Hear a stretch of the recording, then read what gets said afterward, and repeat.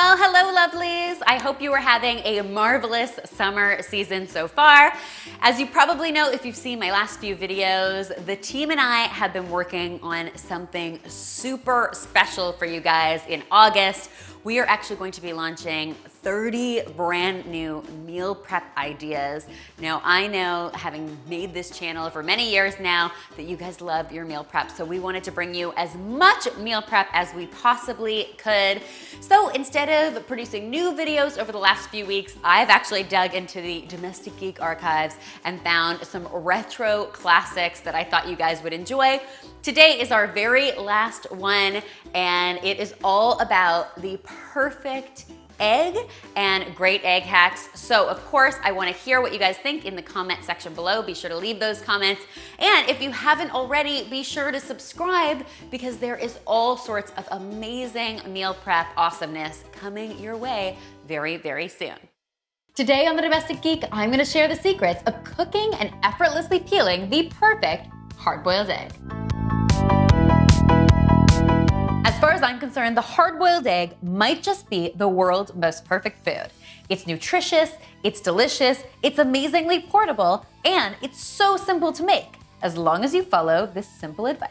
You've probably heard that older eggs are better for boiling than fresher eggs. This is because older eggs are much easier to peel. That being said, I wouldn't rule out boiling fresh eggs either. I like to boil my eggs 6 at a time, so I opt for a medium-sized pot. If you're just cooking 2 or 3, choose a small pot, and of course, if you're doing a full dozen, a large pot will do.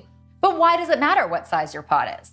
Well, here's the answer. You basically want to get a consistent water to egg ratio.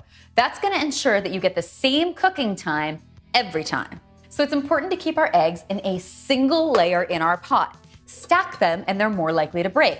Don't give them enough space between them and the same results will occur. Now that our eggs are in our pot, it's time to cover them with water. What we're aiming for is to cover them by 1 inch.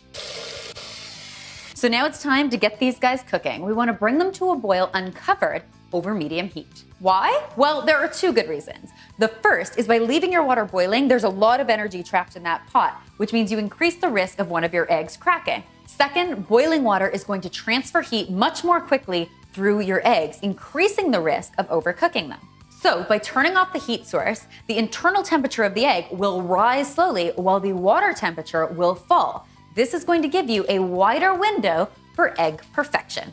Capiche? So once your water has reached a gentle boil, you want to cover the pot and turn off the heat source. Okay, so now we're ready to start our timer. A couple of things can affect the cooking time of an egg. First, the size of your egg. Is it medium, large, or extra large? Second, the egg's temperature when it went in the water. Was it straight from the fridge or was it brought to room temperature first? Third, the density of your pot. How well is the pot going to retain heat? And finally, the altitude at which you're cooking, because water actually boils faster at a higher altitude. Did I mention this is a science and not an art? But all things considered equal, I find the sweet spot for the perfectly boiled egg is 12 minutes.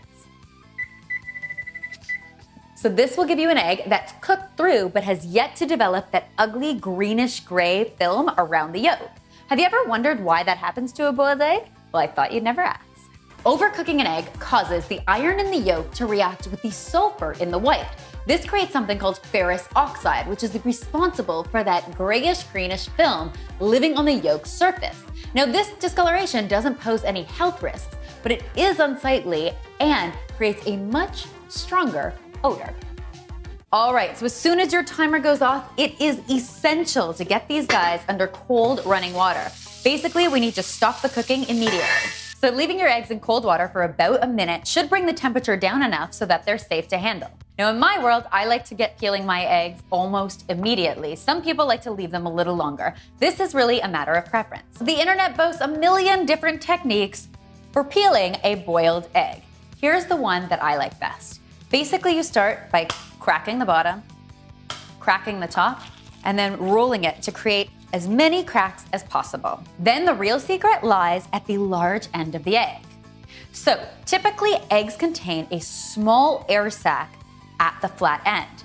Basically, this allows you to get your thumbs in and under the tough membrane. The older the egg, the larger the egg sac, which is why a lot of people say it's much easier to peel an older egg than a fresher one.